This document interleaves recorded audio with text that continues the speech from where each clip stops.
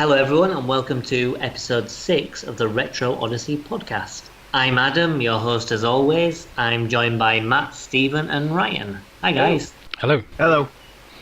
So, this week we're continuing our Odyssey into all things retro by looking at platforming. That genre was kind of prolific back in the day, so we've chosen 4 games to play from that genre. Before we start, I know that this is kind of a genre that's a bit divisive. So what do you guys think of platforming games as a whole? Personally, I kind of like them. I do like platformers. It's not exactly my favourite genre, but I find them fun. For the most part, they're quite simple, and I'm into simple, fun, colourful games. It's such a prolific genre that it's, especially when you, like you said, when you get back into these old games, it's hard to find games that aren't at least a platformer hybrid. Yeah. You start going into like the really offshoots like shmups and whatnot, where you start getting away from platform because even some of your running guns are still platformers. I always enjoyed them, but it's really hard to get away from them. Yeah, me too. I definitely prefer platformers that have a little bit more to them, where they're a little bit more complex than go from left to right. Mm-hmm. You know, games like Sonic as well, which, you know, it's kind of got a bit of a gimmick with going fast and things like that. But then you've got games like Alex Kidd, which honestly is just kind of moving through the level and running through the motions. But yeah, as a whole, I kind of generally like them. I don't know that I've actually said this on any of our recorded episodes, but I hate platformers because I am terrible at them. I utterly despise this genre. Which is surprising, because I kind of thought there would be a bit of a not very offensive genre, because there's not really much to it. You know, you can get some, boring ones, but I didn't really think there was much to hate about them. Well, it's mostly the fact that growing up, I wasn't that kid that had 2 games and I played them to death. I actually, because my family bought a bunch of games before I was even born, we had a wealth of games to play, so I didn't have the time to sit down and memorize these platformers, and as a result, I'm still terrible at them today.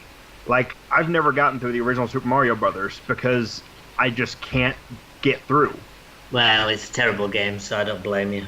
I understand that sentiment because, like, there are platformers I'll pick up and I'm just terrible, but I can play Super Mario Bros. 3 or Mega Man X blindfolded, just about. But it's because it's literally muscle memory at this point. Yeah, Definitely. It's the same way I am with Link to the Past, where I don't need anything. I could write a book for that game. Right.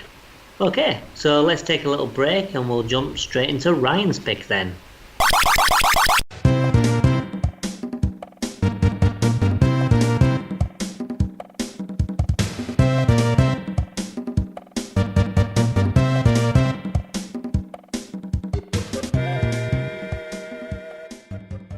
My selection for this month was Joe and Mac. It was the SNES version specifically. Joe and Mac was released on arcade as Joe and Mac Caveman Ninja.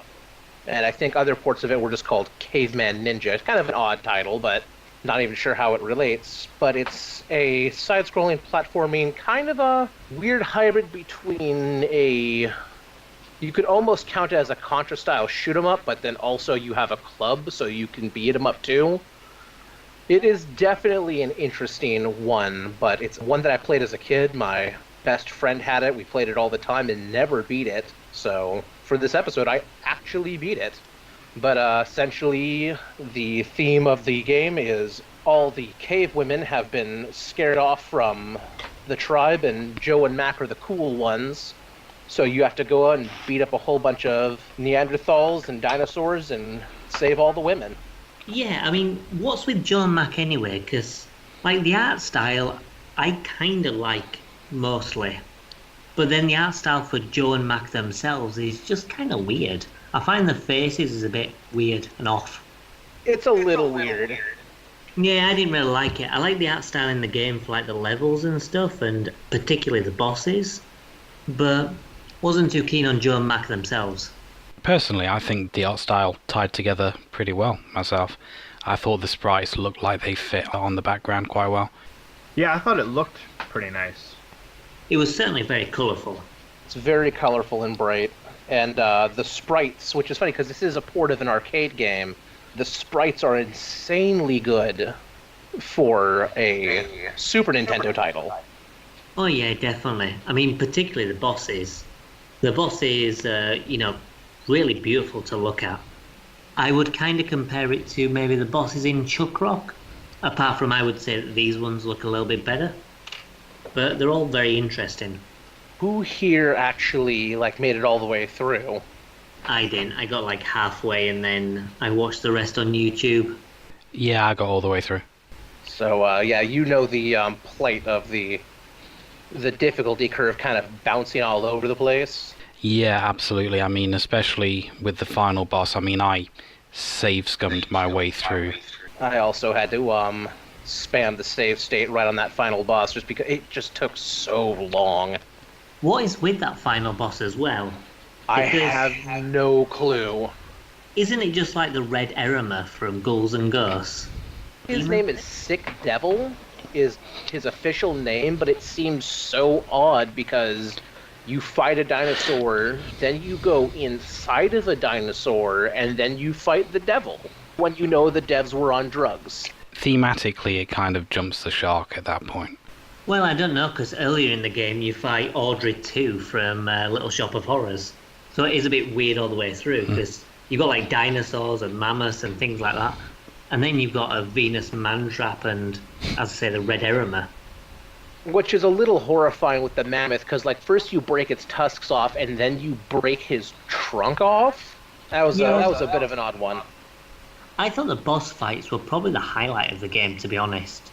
The actual platforming was a bit kind of mediocre, but the boss fights were kind of neat. I was going to say the exact same thing. I didn't enjoy the platforming sections, but most of the boss fights, apart from one or two, I really, really enjoyed, especially the pterodactyls. I like both the pterodactyl boss fights. That was a cool fight.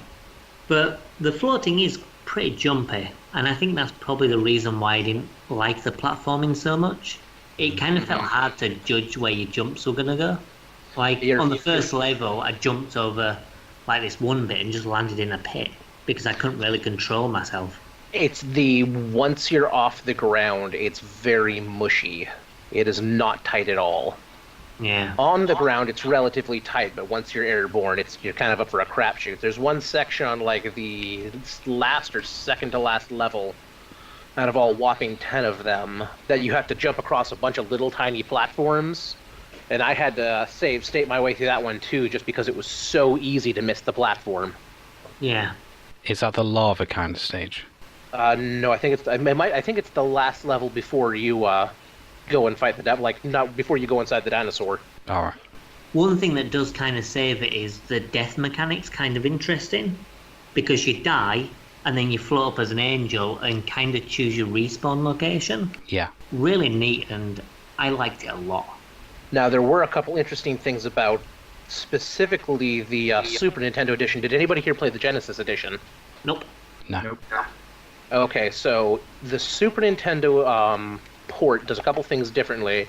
It introduced a save map, or not a save map, but the overworld map, so you can kind of see where you're going.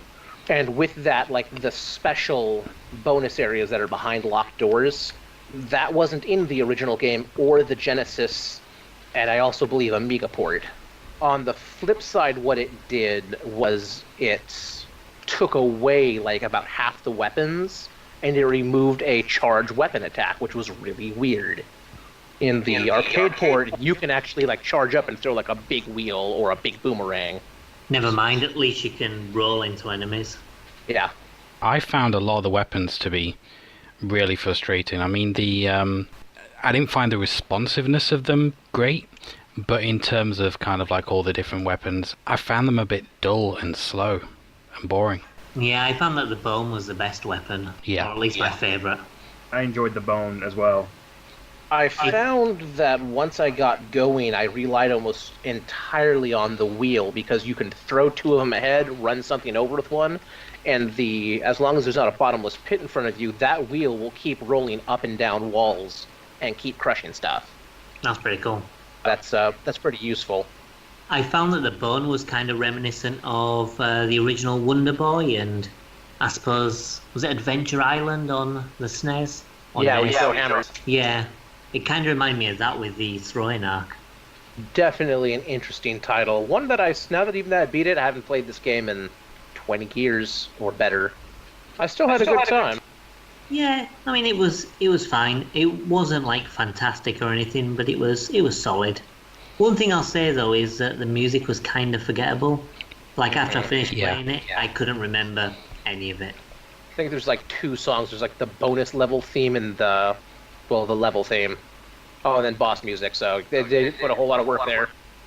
Yeah, I mean, I thought the boss music was kind of okay, but to be honest, I don't really remember any of it, as I'm thinking. Mm-hmm. No, what fair. are the sequels like? I know that there are 2 sequels, but I actually haven't played them. I might have to put that on my to-do list now. Because I know that there was a cartridge released actually recently with all 3 of them on. Oh, really? I did not know that. Huh. Data East put it out. Did that, didn't they? Yeah. Interesting. Now, I do know is in Joe and Mac 2 or Joe and Mac 3, like, the art got a little weird, I believe. Or maybe it was just the box art got really wonky. No, it's fair to say that I don't know if anybody played with a friend, but Joe and Mac is a 2-player game. It's called like it's like Super 2-player or whatever, and it's co-op, so you can beat the hell out of everything with a buddy, and that's how I always played as a kid. Yeah, I saw that had 2-player, but I didn't try it. Yeah, neither did I. I suppose the key question is this an expensive game to buy? That is a good question. I have never actually looked. I'm taking a look right now, and it's looking about $15. In box or unboxed? That is unboxed. Looks like 15 to 25 is what I'm looking at here. Yeah, I'm seeing them go for like 20 quid. Yeah. It's not the cheapest, but it's not too bad. I don't know about that price, considering it is a very short game, and there's not even a whole lot of secrets involved. There's the bonus areas, but most of them are like fight a boss again and just get like lots of health for it. Yeah, I'm not sure I would pay that amount for it, even if I had a SNES. Yeah, me neither, especially since I only really like the boss fights. You can get the Data East collection, all 3 games, for $33, so that'd be a better deal. Yeah, definitely. So what's everyone's opinion on the game? Did everyone like it to varying degrees? I mean, Stephen, what do you reckon? I mean, I thought it was all right. I wasn't really over the moon about it, but I, also was fully expecting that because we're dealing with platformers. It's not something I'm gonna be going back to over and over and over again. I might give it another shot to see if I can get further along. It's an average platformer, just brought up slightly by having decent boss fights. If there was some kind of boss rush mode, then I would probably enjoy it a lot more. I mean, I have nostalgia goggles on when I play this game, so I like it more than it probably deserves. So my opinion is definitely a touch biased here. I'm not going to say it's the greatest game ever, but I'd probably give it an extra star just because I had played it when I was a kid. Yeah, nostalgia often helps with some games. But definitely not a bad game, at least. I mean, it's definitely one to maybe just play. It's no TMNT. Well, yeah. Very few things are. Right, so if we've wrapped up here, we'll take another break and we'll move on to another game.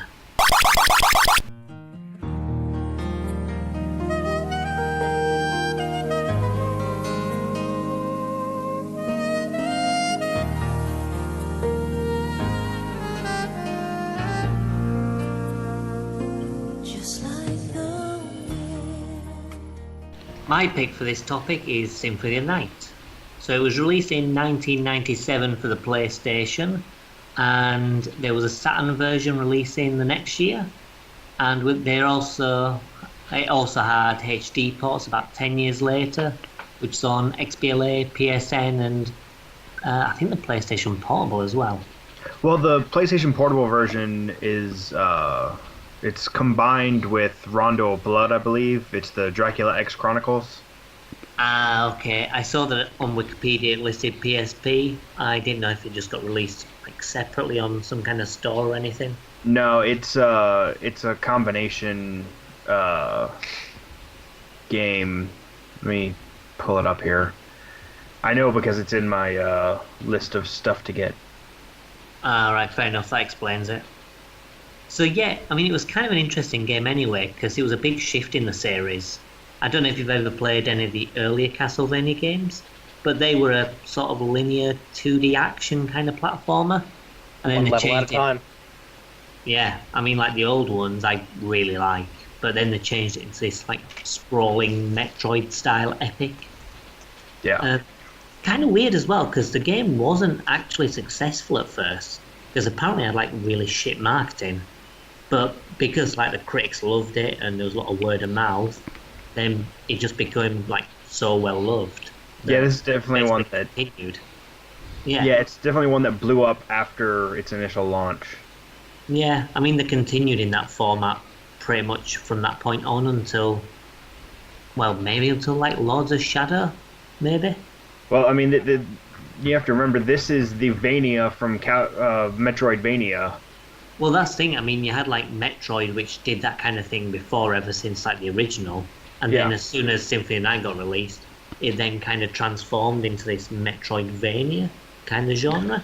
Yeah, That's that's how influential it was. Symphony of the Night definitely established what it helped establish not only what Super Metroid put into place with its layout and map system, Yeah, but it really defined what Castlevania would become. Because, like, one of my favorite Castlevania games is Harmony of Dissonance, and honestly, it's more like Symphony of the Night remix. There's a whole bunch of them that are like that, where you can tell exactly where they took almost a play-by-play from Symphony of the Night. Yeah. But that's not a bad thing because the game is excellent. yeah. I mean, what also is kind of interesting too is that it's actually a direct sequel to an earlier Castlevania game, because like the game starts out with the final boss from Rondo of Blood. Yeah. It That's why they is- paired it with they paired them for the PSP release. Yeah. That makes sense. But it's weird because the prologue's called Bloodlines, and Bloodlines is a completely different Castlevania game that has no relation to this title. So it kind of feels like a bit of a misnomer, to be honest, more than anything. I mean, I think that was entirely down to Japan's usual thing of, oh, the Americans won't understand this because they didn't get that game, so they just, whacked a word with blood in instead of just putting Rondo of Blood. Yeah. Yeah, Well, because wasn't Bloodlines the Mega Drive one? Yes. It was. And that is also a fantastic game, which we kind of need to cover at one point. Oh, we'll get to it. But yeah, I mean, Rondo of Blood, it was on the PC Engine, as you say, like in Japan, and that's like a masterpiece. So this is basically like the final boss, but made a lot easier, obviously. And it's a really nice touch because it kind of puts you in the mood of the game and it kind of sets the feeling with that really interesting conversation between you and Dracula. It just shows you how like cheesy and camp the game's going to be. Another thing that Castlevania or Symphony of the Night set, that kind of became a staple of even Metroid games to follow, was you roll in completely OP and then you lose all your shit. As kind of a taste for what you're going to become. Yeah, definitely. Well, the thing is, it gives you a taste of what you can become and more. Because it's like, you can become this powerful, but believe me, with some of the upgrades, you can be even more OP. Yeah, and I think that ties in really well with the RPG mechanics that they put in the game, like with the level ups and the different weapon abilities. Some weapons might have higher attack, but they're slower, and other weapons say like the fist weapon's really, really powerful, but you've got to be like really, really close.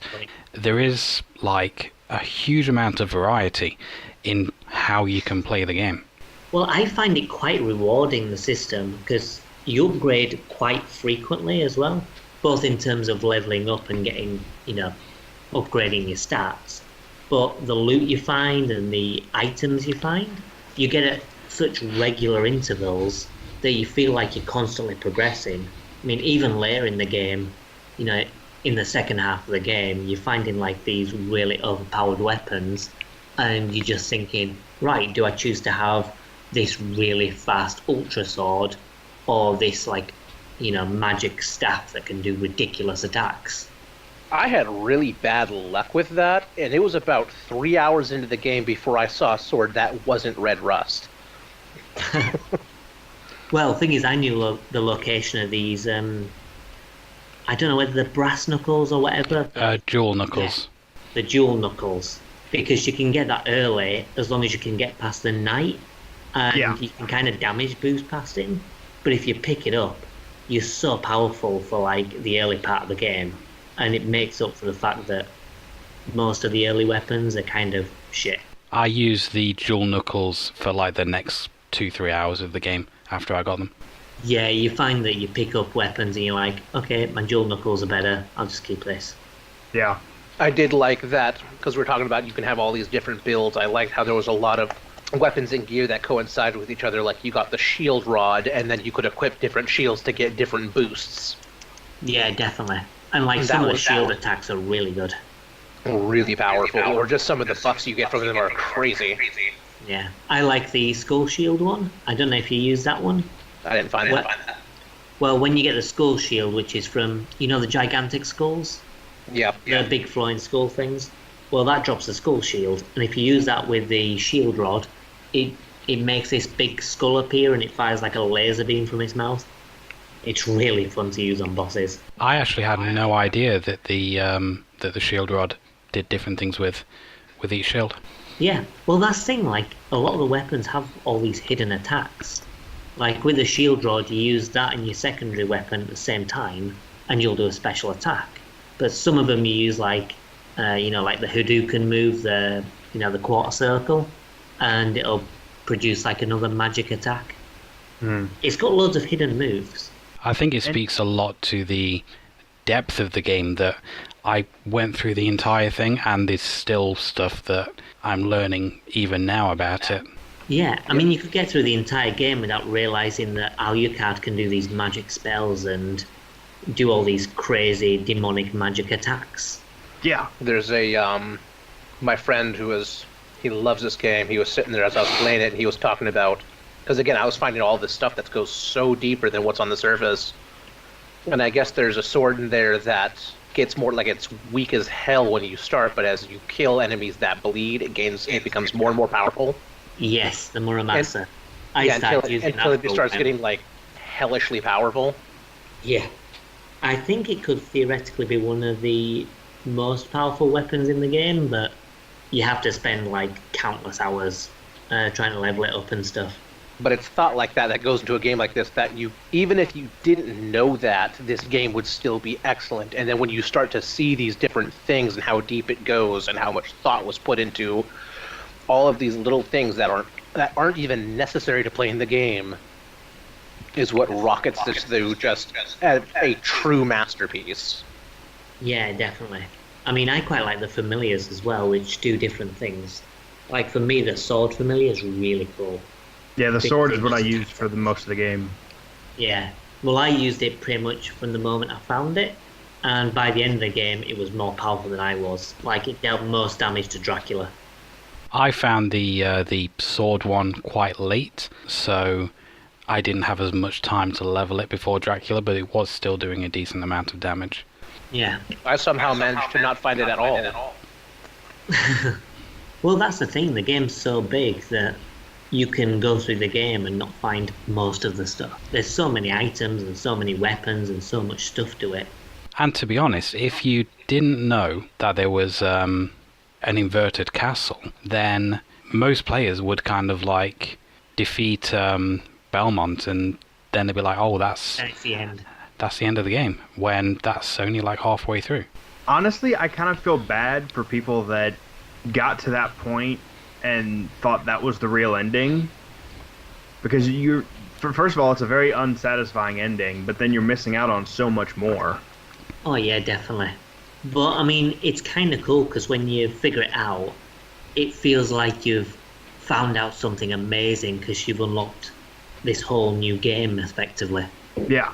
And one of the things I love about it is the fact that they, when designing the game, had to make sure that every room could be traversed both normally and upside down.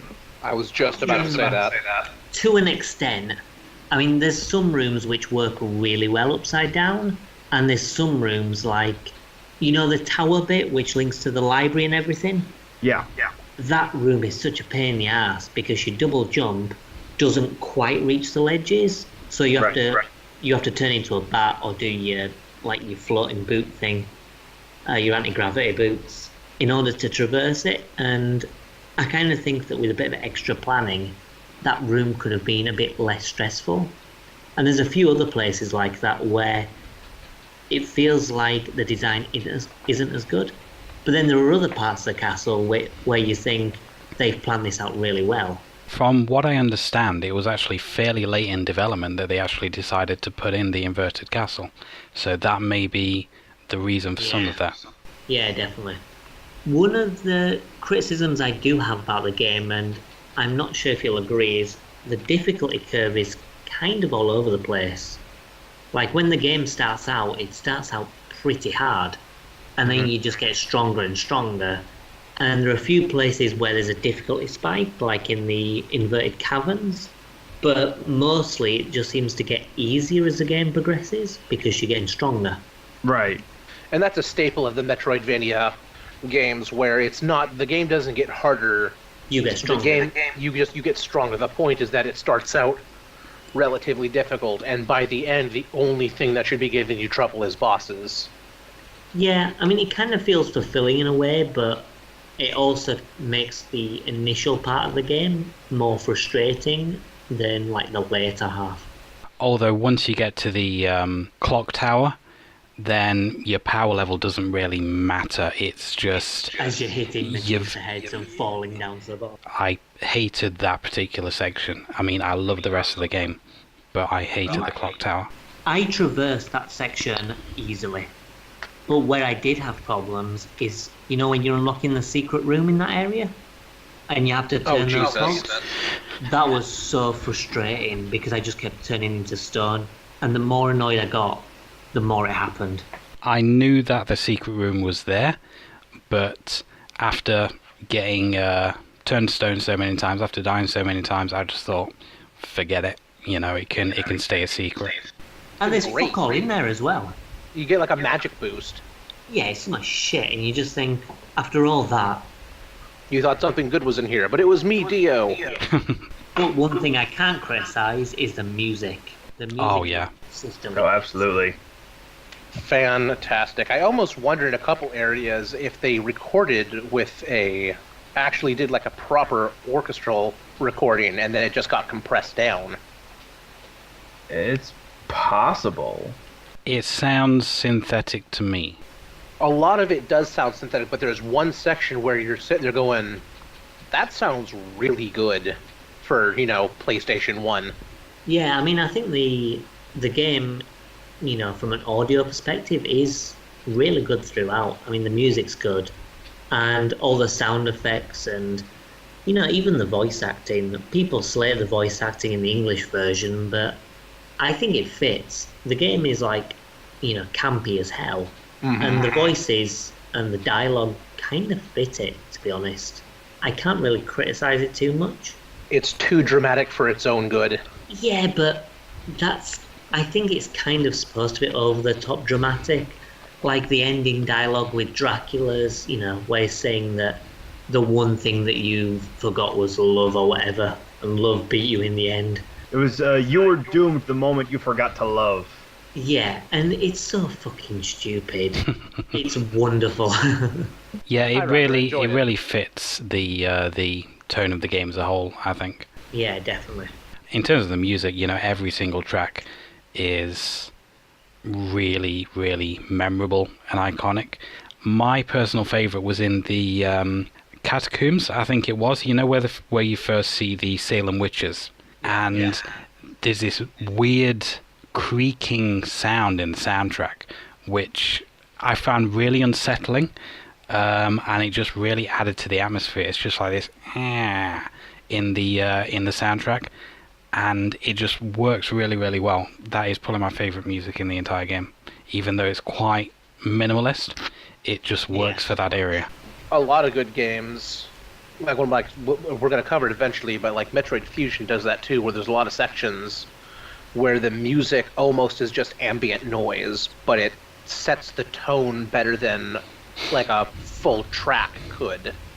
Well, I mean, that was something we saw last year with Zelda Breath of the Wild, where there was barely any music, but the little sounds that were in there kind of built up that post-apocalyptic atmosphere. Mm-hmm. Yeah, I can't really agree with that, to be honest, but I think that's a topic for another day.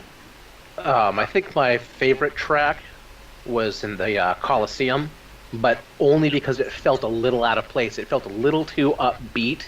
Yeah, but it's good though. It's good. But music. it's good. It just I liked it because it was funny to me. On top of being a quality piece of music, it was just a little odd. The only piece of music that I didn't really like in the game was the ending theme. You see, I like it just because it's odd. It doesn't match any of the other music, and I kind of love it for that because it just comes out of nowhere. When it first kicked in, I thought, oh my god, it's Celine Dion. It turned out not to be, but it sounds like a Celine Dion song. It was a little weird. Yeah, it is odd, but never mind. So one of the things I thought was a particular standout in the game as well is, well, the enemy and the boss design. I mean, some of the bosses basically just feel like big enemies with big health bars, but I think the design of, all the enemy creatures in the game is pretty good. Yeah. I very much enjoyed like the giant knights. They just looked really badass. Yeah. I mean, some of them died like little bitches, but they looked really cool. Well, the first enemy you see in the game as Alucard are these big fucking werewolves, and then you kill them in one hit with your sword. And it's pretty awesome because they're howling as you enter this dark corridor, and yeah, it's pretty cool. But then later you've got things like the Medusa heads, which are a neat concept, and then you've got obviously the bosses, which I quite like the succubus boss, which is interesting design because she pretends to be your mother. Yeah. But for me, I think my favourite bosses were maybe Galgamoth, which is the big dude in the inverted castle, which I set my challenge for, who fires lightning and everything, and Legion, which is the guy that's made up of human corpses. Oh yeah, that was really cool. Yeah, that was just a fun ball of boss corpses. fight. Yeah, it lagged as hell during that point, but it was good. There was an odd boss I found that my roommate said was supposed to be kind of a bonus boss, and he's essentially a giant green lizard man, and he was a bitch and a half. And I don't know what his name was. All I know is that I think he was just kind of pocketed down in the corner, and I think I got a weapon from him, and that was it. Giant green lizard man. Whereabouts was it? The inverted castle? No, it was in the primary castle. I can't remember what he was called, but oh no, it can't be Beelzebub because he's in the inverted, the big guy that's hanging from the ceiling with all the flies. He when he starts up, he throws bats all over the room. Then you beat him up a little bit, and then he morphs into this giant ass green lizardy looking dude. Oh, that rings a bell. Yeah. I can't remember his name either, but that does ring a bell because he starts out a lot smaller, doesn't he? Yeah. Yeah. I have absolutely no idea who you're talking about. The boss is Ulrox. Oh, he's not hidden boss. Well, he's completely unnecessary. Yeah, I suppose he is. Yeah, I know you mean though. He's kind of just pocketed down in the corner of the castle with nothing. Yeah, alright. I didn't know you meant all rocks. I might have gotten to him a little too soon, and that's why he was so hard, but he was just beating the shit out of me. Yeah, he is a cool boss. I did enjoy it, but it was probably the hardest boss in the game that I came across so far. I haven't gotten really deep into the inverted castle. Well, for me, it was Galgamoth that was the hardest, but as you guys figured out, there's a special, accessory you can wear to make you immune to lightning. Yeah. I did it without that accessory, which made it a lot harder, but he's still pretty cool. I know that the Saturn version has an extra boss in there as well, which is kind of cool. Oh, that's one thing as well. What versions did you guys play? I mean, I played the Saturn version, of course. I Did played anyone play on the the XBLA. PlayStation? Yeah, mine was XBLA. Mine was the one on PSN, which is the PlayStation 1 version. Alright, so pretty much you all played the HD remake. Yeah. Yeah. Well, you were all quite lucky, because I think that game runs at maybe 60 frames per second, whereas the console originals were a bit kind of up and down. Particularly with Legion, it just slows down quite a lot with all the corpses moving about. Well, yeah, and especially I played it on my Xbox One, so it never lagged at all for me. But one thing that version actually misses out on is that the Sega Saturn version had a bunch of extras. There's a couple of exclusive areas. Like there's a prison which is, kind of uneventful, but it looks nice and the music's cool. But then there's this weird garden thing, and there are these trees with really derpy faces. There's guys with hedge trimmers and stuff, and then there's quite a cool boss as well. It's pretty cool. But yeah, one of the things about the Saturn version, and it's kind of a bummer that it was only released in Japan, but there's a whole nother mode where you can play through as Maria. Yes, and that is pretty good. Yeah, and then that one thing was actually put into the PSP version. None of the exclusive areas were in there, but Maria was. But Maria was put in. Before we move on to how Maria differs, did anyone actually play as Richter? I did a little bit. I didn't. I've played as Rick. You can do the same thing in. I didn't play it in this. In Harmony of Dissonance, you can do the same thing where you start a game file and name it Richter, and you get to play through as Richter instead. And if it's anything like this, Richter is a glass cannon. I wouldn't say he's a bit of a glass cannon because he dies a lot sooner than Alucard, but he's really overpowered. Yeah, He does these stupid slides, and he can do slide kicks into people and just kill them instantly. When you do your magic, you have the crucifix, and it's insanely powerful. Yeah, or even better, if you've got the holy water, you do, I can't remember what it's called, Hydrostorm or something, I think. Yeah, that one. Yeah, and it's basically rain made of holy water, and it just annihilates everything. Yeah, In the beginning of the game, and there's actually an achievement for it too. Yeah, you can do it. Yeah, you can kill Dracula with it. Yeah, you can kill Dracula in 2 hits if you time the holy water right. Yeah. And he's also got access to a super uppercut as well. So he does an uppercut, but you can do it again in midair, so you can basically fly. If you've ever seen that Sonic Boom glitch where Knuckles continually jumps, it's basically like that, apart from intentional. I'll have to give this a shot through as Richter, because it does sound like a lot of fun. Yeah, I mean, he's really awesome. I mean, Maria is kind of similar. She's got a really awesome jump, which is sort of similar to Richter's uppercut. But she also has these, awesome spells. There's one where she fires this massive fire blast, which is pretty awesome. And yeah, it's really good. She's got all these unique magic spells that just annihilate everything. She's really fun to play as. It's a shame it wasn't released in the HD one. Yeah, I remember reading that she was a lot more magic focused. Yeah. We've talked in the past about how shitty Konami's HD remixes tend to be, so them leaving out a shitload of content is kind of par for the course. Thing is, this is actually quite a good HD remix. I've played it on XBLA before, and it is really good. It's just weird that they've missed out the extra stuff. I mean, I suppose it's like Konami and Mega Man 8, where they always miss out the Saturn version stuff, even though it had extra stuff, which is, vastly superior. Mega Man's Capcom. Yeah, I mean, yeah. That's what I meant. So like Capcom do the same with that game, and Konami do it with Castlevania. So It's a bit of an odd choice. yeah, it's weird. I don't know why they do it, but there must be a reason. It I mean, might have been like how Sony gets a lot of exclusive content for the PlayStation versions of games, like Assassin's Creed had a bunch of it. It might have been a deal they made with Sega where that content was exclusive to that, and they can't put it in. Well, I think the reason with this, the Saturn version of Symphony of Night could be to do with how that version was made. I don't know if you realise, but the game isn't actually 2D. It's 3D, but they map like 2D sprites on top to make it look 2D. Right.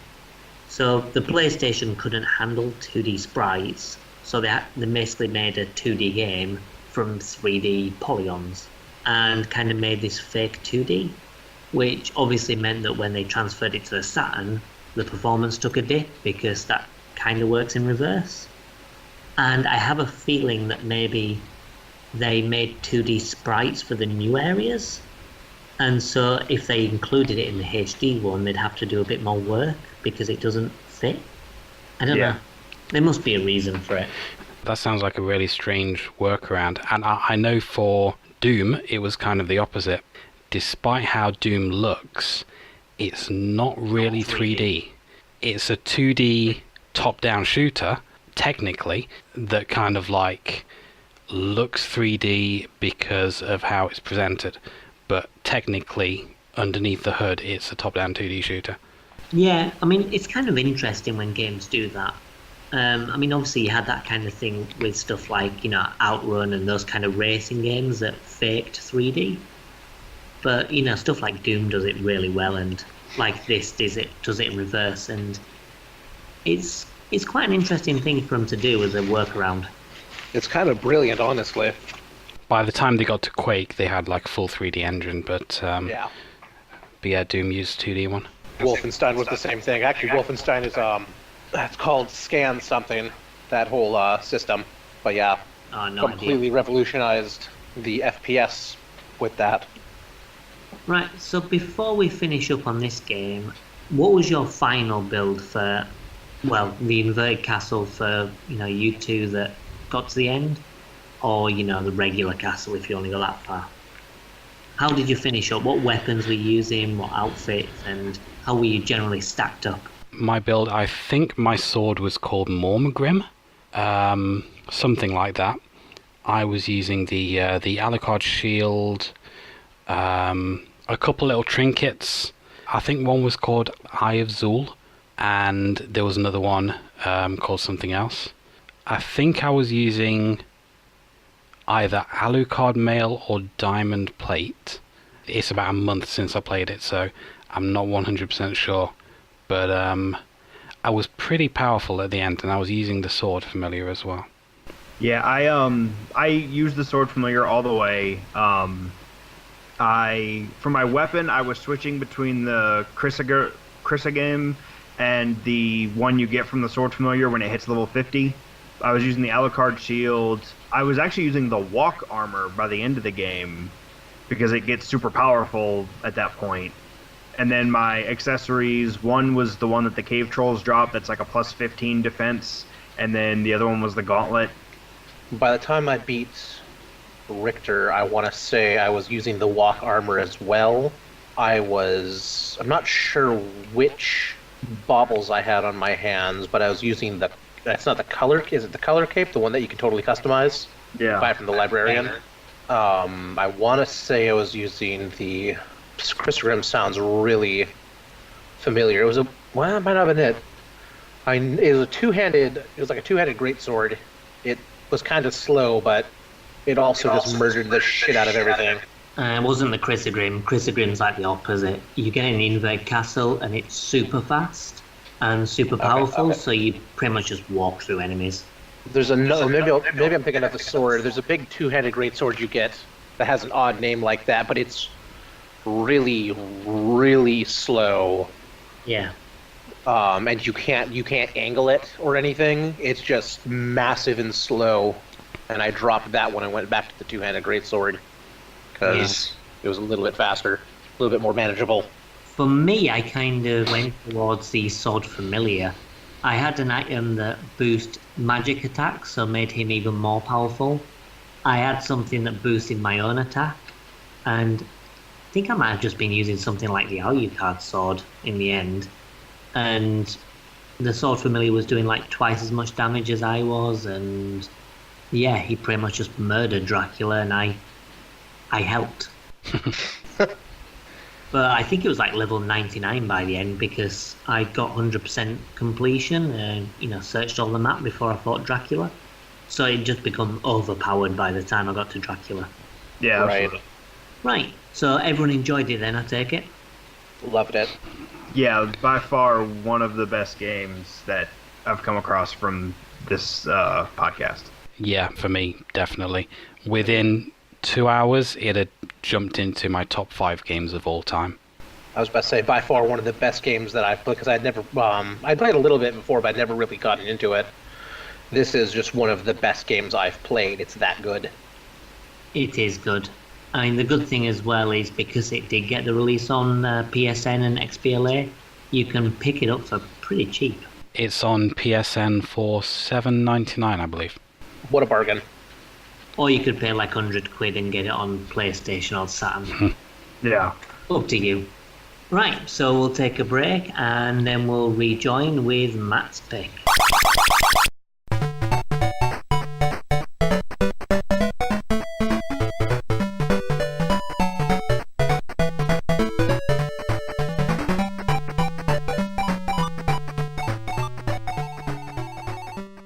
My pick this month is Sonic the Hedgehog for the Master System.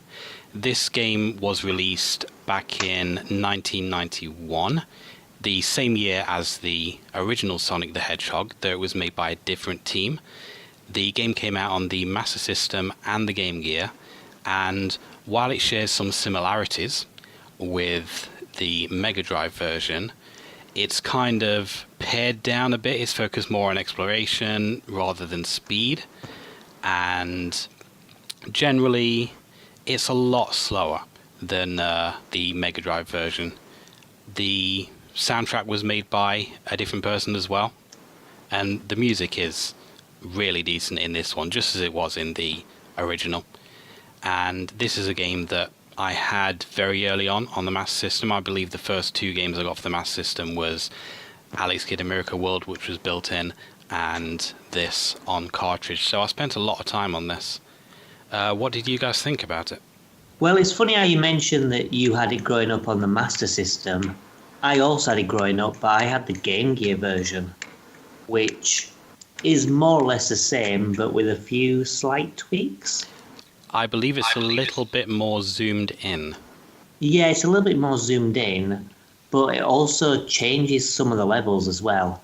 The most notable thing for me is probably the second boss, where in the Master System there's like a gap between the platforms, but on the Game Gear version there's actually like mini bridges, so you can't actually fall into the pit where Robotnik is. So if you get the last hit on him and you don't move, you're not going to die. And also on the first boss, where he's flying above the top, you can actually hit him while he's moving backwards and forwards. But yeah, I also am, very familiar with this game, and I like it a lot. I wasn't able to get terribly far into this game because my emulator was really chuggy. I thought it was just kind of how the game was at first, but I watched some gameplay, and it's much smoother than I was playing. I tried a couple different emulators and a couple different ROMs, and I was still getting a lot of chug, so maybe it's just my computer box. But overall, what I was getting from it was that I kind of like it better than the Genesis version. Visually, music, all of that. Me too. The chug is actually in the original game. It's probably not down to your emulator. Oh, it was, this was really bad chug. Like, I couldn't get much farther than the second level because it was getting so bad. That'll be your emulator then. Yeah. It doesn't get really bad until the water level. And even then, the water level, you could say it's down to water physics. I was not a fan of this. I think partially because I don't get on well with platformers to begin with, and the fact that I played a little bit of the original Sonic, or at least I played a decent amount of the original Sonic, and I played the Genesis version. So this one was kind of jarring for me. And when it got to the point where I lost 7 lives in a span of 2 minutes, I was kind of done. Sonic is a bit of an acquired taste. But this game in particular, I think I may have kind of had my nostalgia goggles on when I was first playing this. And coming back to it now, it's not the best. I mean, it's a fun platformer. It's really, really short. But I feel that they kind of tried to lengthen the game a little bit by putting in a lot of cheap deaths. If you attempt at any point to go fast, you will fall into some spikes, you'll fall off the edge of a screen, you'll slam into spring that will catapult you to certain death. The game just does not want you to go fast, which is kind of how Sonic was marketed. But then they add in bits like in the first level where there's that ramp you can use where if you get enough speed built up, you get a nice jump out of it. And you skip the entire level. I did that. But yeah, I mean, I get what you're saying. It does include some cheap deaths, but despite those, I still enjoy the game like a hell of a lot. I mean, one thing that sets it apart for me is the actual choice of acts, because it takes some of the themes from the Genesis version, the Mega Drive version, and then has some of its own. So you've got like Bridge and Jungle and Skybase, which are completely new levels, but then you've got things like Green Hill and Labyrinth and Scrap Brain, which are based off the old game or the original. And I kind of like how it's similar enough to be considered a port, but also does its own thing where you can actually own both versions and enjoy both versions. Yeah, definitely. They are different enough, and they are both still fun despite the frustrating elements. But fuck the jungle level, though. You see, I love the jungle level, but it does have some bullshit springs that, propel you backwards, and I hate the boss. For me, The boss is the worst thing about jungle, because I just die so often, because it's so easy to die on the smoke of the bomb. And one thing that I found, it didn't happen to me this time, but as a child, I would beat the boss, and then I'd struggle to jump off the vine and fall like in the pit between the vine and the final platform. Yeah, because you've got to be right on the edge of that vine to make the jump. If you jump before the edge, it'll instead jump you upwards. Yeah. When you think you're jumping right. Yeah, so you don't get all the horizontal momentum you need in order to cross the gap. It's quite annoying. Most of my playthroughs as a kid ended at the jungle boss. Yeah, me too. I was just going to say that as a child, there would basically be 2 finish points for me. Either I'd lose all my lives and continues at the jungle boss, and it'd be game over, or I'd beat the jungle boss and I'd beat the rest of the game. For me, that's like the one difficulty spike. The rest of the game I find pretty straightforward and quite simple once you know where all the cheap deaths are. But the jungle boss is just something else. For the most part, for the rest of the game, I do believe the last boss is a bit of an arsehole because he follows a set pattern for about half of his health, and then he randomizes it for the last half, which can get annoying. I don't think it's necessarily random. What happens is the laser works from a different side. Instead of going from right to left, it follows you to where you are, then starts, and then stops just before his chamber. So you have to get close to his chamber. But then obviously you've got to avoid the little spark as well. It's not too bad, but it is kind of a bit annoying. I find that during that final part, if you just get one hit on him and play it safe, it's not too difficult. Yeah, that's what I ended up doing. But yeah, what was your favourite level? For me, Skybase is like the best level from it because it just looks beautiful, the music's beautiful, and I really like the levels. I really like the stages. So you've got the first one where you're on the ground and you've got to infiltrate this airship, and there's all these laser beams and platforms. And then on the second, you're actually on the airship, and you can either do the level as intended, or you can just go like under the airship and skip the entire thing. It's a really fun zone. Honestly, I think the first couple levels are probably my favourite, just because it's really colourful and Yeah. it's probably the closest visually to the Mega Drive version. Oh yeah, definitely. Although my favourite music is the jungle level. Yeah, the jungle music's good. Did you recognise the music from the bridge level by any chance? I'm not sure I remember which one the bridge music is. Right, okay, well, go back and listen to it and see if you recognise it, because they actually reused the theme again. They reused it in the Sonic Adventure games and possibly after as well. The theme for Tails is actually that theme, but with lyrics. Huh. I've never played Sonic Adventure. Well, the first one's okay, but the second one is pretty much garbage. Hey, you take that back. No, I will not take it back. It's only kind of garbage. Yeah. So, Ryan and Steve, what did you think about the actual, like the difficulty of it? I mean, did you find it like too difficult compared to the other Sonics, like the Mega Drive ones?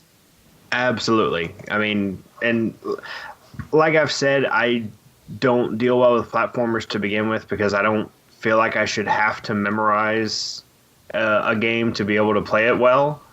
But yeah, I was not a fan of the difficulty. I think one of the things that sets it back is the rings as well, because unlike Sonic, you can't collect your rings. Once you lose them, they're gone. I felt the game, like the controls were somehow even mushier than the Genesis version. And like I said, Sonic is pitched as a high-speed platformer, but this is a really slow pace for the most part. It's a very slow, calculated platformer. And when you add really mushy controls to some touchy platforming, it kind of makes for a bad time. Yeah, I mean, I would say about the speed, it's sort of similar with the Mega Drive version. The original Sonic is very slow-paced compared to like Sonic 2 and after. And in Sonic 2 and after, it picks up the speed, and it feels a little more forgiving because you're not trying to do lots of tedious jumping. You're mostly just trying to get through the level. Yeah. In terms of difficulty, though, I actually found the Genesis Sonic to be really hard. It gets hard fast. The Master System one I find easy for the most part. Yeah. I think it's easy, but with some kind of difficult spots. Yeah. And yeah, one thing that I like about the Master System version is how they do the emeralds in this. Because the emeralds are actually hidden in the levels, so you have to explore and find them, rather than do these stupid bullshit special stages, which, I mean, I'm not going to lie, the special stages in almost every Sonic game are shit. Undeniably shit. And I find them frustrating. So having them in the level to find and search for is a lot better for me. What do you guys think? I did like that you could find it in the level. That was a nice touch from my perspective. I didn't get the bonus level for this game, but I rather enjoyed the bonus level for Sonic 2. I really like the Sonic 2 Mega Drive bonus levels.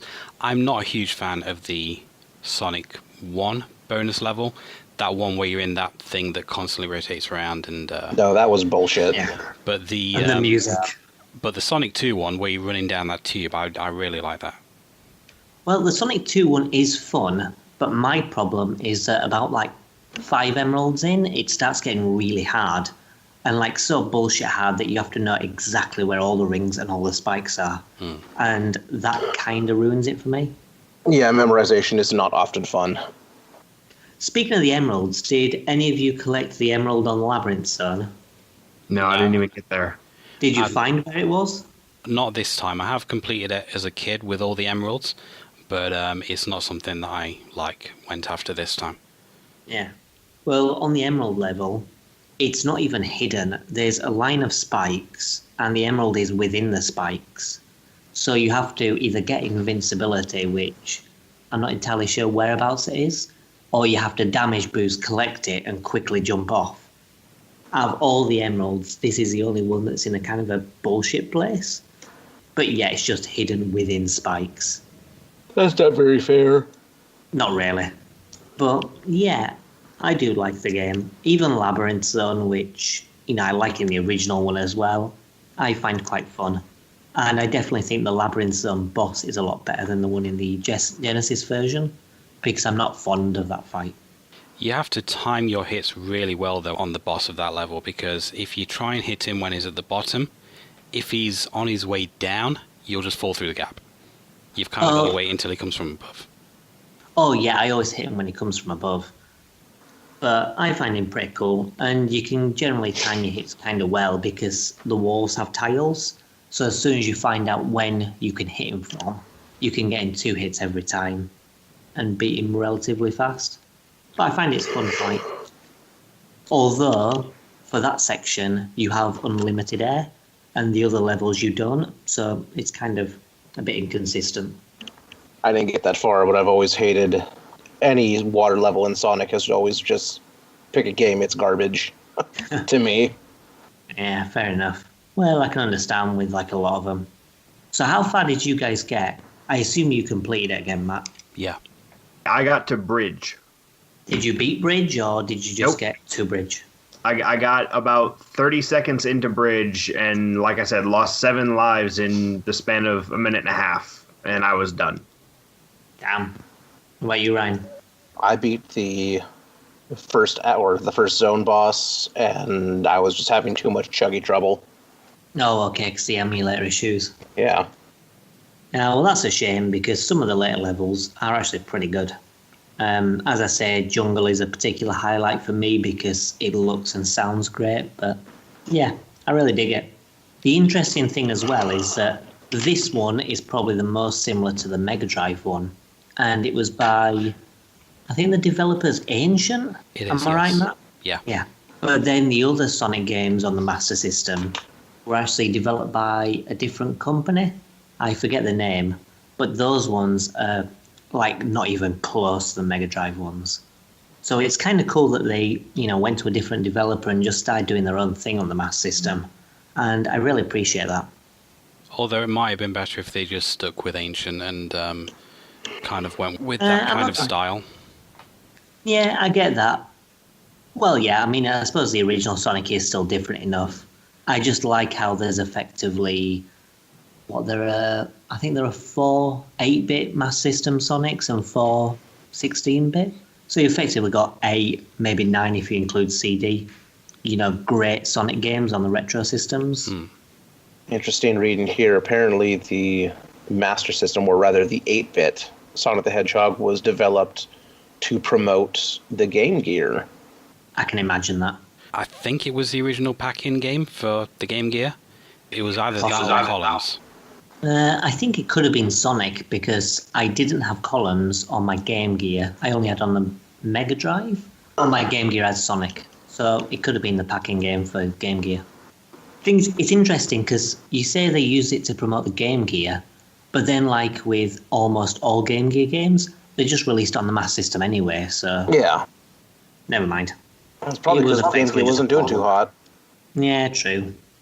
What a But shame. I kind of feel like they did a bit of a self-fulfilling prophecy. They thought it wasn't doing hot, so they released it on the Master System. But then doing that meant that it would never succeed. Yeah. But hey-ho, I still enjoyed the Game Gear.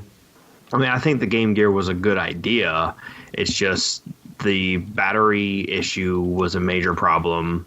Yeah, I think it's impossible to use as a portable on-the-go. I think if you're on holiday and you've got a place to plug it in, or you're at a friend's house or something like that, then it's fine. But if you're doing it like in the car or something or on a train, there's just not enough battery time. Yeah. Yeah, you're going to get about 2 hours maximum out of 6 AA's. Yeah. I mean, especially if you're playing a game like Tales Adventure, which is like a sprawling epic game, you kind of need time to dig into it. But yeah, it is still a fun game, despite the flaws. If you're kind of familiar with the game, you can complete it in around 40 minutes. I believe I completed it in this time. It is like a really quick fix. A quick experience. And it's fairly cheap as well. You can get it for like £5 on eBay. Oh yeah, and that's if you want it mint condition and sparkling. Yeah. But yeah, I mean, I like it a lot. To be honest, I think I prefer Sonic 2 on the Master System a bit more, but I still think the first one is a pretty solid game. Right, so anyone else got anything to add about that? No. I wasn't able to get far enough in it to put in a good opinion, but I think you two covered it. Yeah, it's a shame you two weren't able to get a little bit further, but never mind. Okay, so we'll take a little bit break and then we'll move on to our final pick from Stephen.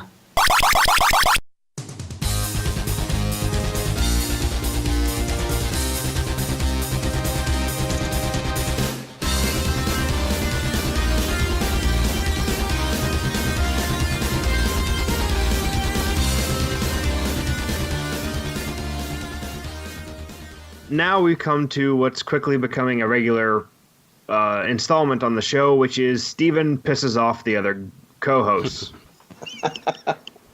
My pick for this was Mega Man X4. And you might be saying, that's not really much of a platformer. Well, that's because I hate platformers. It's really a platformer in that it's Mega Man, but it's much more of an action, brawler type. Pretty simple, released in 1997 for the Saturn and the PlayStation. It's been re-released on PS2 in the X Collection, and just recently in the Mega Man X Legacy Collection for PS4, Xbox One, and Switch. And this, honestly, growing up, I liked Mega Man, but I hadn't played the original games. This was actually the first Mega Man game I actually owned. I had played Mega Man X, but I didn't own one until this game. A big part of why I enjoyed this is I really, really like the character Zero, and the fact that you can play as him for the whole game without any qualifications. I really liked that, and I like the way he plays, to the point where it took me a long time to actually get decent with X in this game, and he's supposed to be the easy mode. I actually feel that, because I tried playing through as X, and I was just having a horrible time, and playing through as Zero, whereas the bosses are a little bit more difficult, it seems, half the time, because you don't have, super weaknesses against them. The levels are designed around Zero, and I've played through the Mega Man Zero series several times. I'm playing Mega Man Zero 2 this day and all week long, and I love the way Zero plays, and he plays similar in that series as he does to this. So I totally get that. You see, I find the opposite. I think that playing as X is actually easier. I see what you mean about the levels being easier with Zero, but only after you've got a few upgrades. Once you've got the air dash, for example, it then becomes, significantly easier. But to be honest, I find the whole game, the bosses and the levels, to be easier as X. Zero getting a straight-up double jump made a lot of the game easier to navigate, especially considering that's, the second place you go to is the one that gives you the double jump. So you spend most of the game with it, and there's a few times where you need to use X's ability that lets him get a quote-unquote double jump. And the whole time you're doing that, you're just thinking this would be so much easier with Zero because I can just press the button again. But yeah, I mean, I did find the bosses are more difficult with Zero because, as Ryan said, we don't have a lot of the super weaknesses, especially for Magma Dragoon and Slash Beast. But I actually found them to be more enjoyable fights with Zero because it was more like a test and not just let me pick the right weapon. Yeah, I mean, do some of them even have weaknesses? There are some that I noticed a weakness for, like with Split Mushroom, but there are others where it didn't feel like I was really doing much more damage than my Zero Saber. That was one thing I was having issue with, is it felt like a lot of the weapons didn't... they weren't the clear-cut weaknesses that you would experience in X 1 through 3, where it's okay, yeah, they're going to go into a hard stun mode, they're going to take a lot of damage, at first I found out with the spider, web spider, that you hit him, it's okay, so the attack makes him easier to hit because it shoots at an angle. Well, it turns out apparently you can hit his web that he's suspended from, and he'll drop and hit the ground. But you have to spam it and hit hard. Oh, I didn't realize that. Yeah, because it's not obvious. Yeah. But, like, there's a few bosses where there was a clear weakness, like with the walrus guy, mushroom, as I say, and then I think spider as well. I think fire was his weakness, was it? But the others, not so much. The fire does a pretty decent amount to Cyber Peacock. It's also, like, what I liked is how when you get to the end of the game, the final fight actually uses a lot of Zero's abilities. Like, yeah, that's true. It's one of the few uses of the dash attack that I've found in the game. Yeah. I also find it interesting that with Zero, the only way you can hurt his odd Grim Reaper form, I had no idea what was going on there, is with his Hadouken, not his Hadouken, his Shoryuken uppercut. Yeah, that's cool. That actual final boss, I couldn't actually work out how to do any damage to it whatsoever. I just kept getting hit by those different coloured blocks that it was throwing from different sides. Well, because you can only damage like certain forms. Yeah, so, it's like, the weird thing. The one with the gun you can hit, and In the head. Yeah, and the one that's kind of like a head on the ground you can hit. Yeah. And it's basically just a, if he does the right attack, you can get in and hit him. But it takes a lot of doing, and you have to avoid all the attacks from the colored heads. It's definitely a test. I mean, even as X, that final boss is, challenging. It is a cool fight, and I think it is one of my favourite Sigma fights from the first 4 games. But yeah, it's quite challenging. It was a bit of a cluster. One thing that I liked about Zero was that you could get all the move upgrades. But what I didn't like is that you don't actually end up getting that many weapons. So you've got like the uppercut, you've got the peacock thing, you've got the electric whip, which is like really slow. And then you've got like the ice thing, which is more or less useless. So it kind of felt like even though you got the extra moves, you didn't get a variety of weapons. I feel like the weapons were, for a first outing, I think they were handled well enough. I agree that the ice one, you really gotta get that one completely figured out to do a lot with it. I actually learned how to use the little extra decorative spikes on it to hit things. Yeah. But it was not expertly designed. Is it possible to hit Jack Stingray with that ice? Yes. Oh, yeah. I know that when he swoops underneath, you could potentially hit him. No, but you I could only hit him like in the second half when he actually goes down to the bottom of the water. You can get behind him. Or you just double jump up to him and do it, and if you're close enough to him, the little spike from the back of the ice will hit him and freeze him. All right. I couldn't even get a hit on him with the ice thing, so I just hit him with a sword.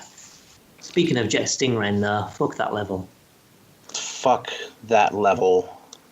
That was the most infuriating level I've played in a long, long time.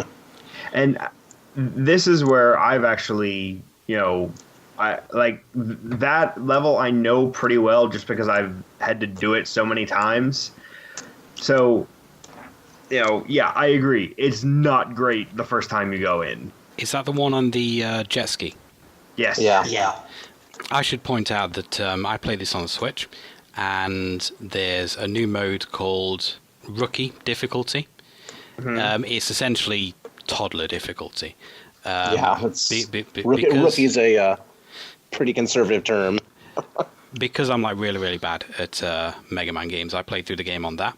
And the jet ski level was actually my favourite level. I think because on that difficulty, you don't really take damage from regular enemies unless there's a projectile. I believe you can get hit by projectiles, but contact damage with enemies isn't a thing, and you take half damage from bosses.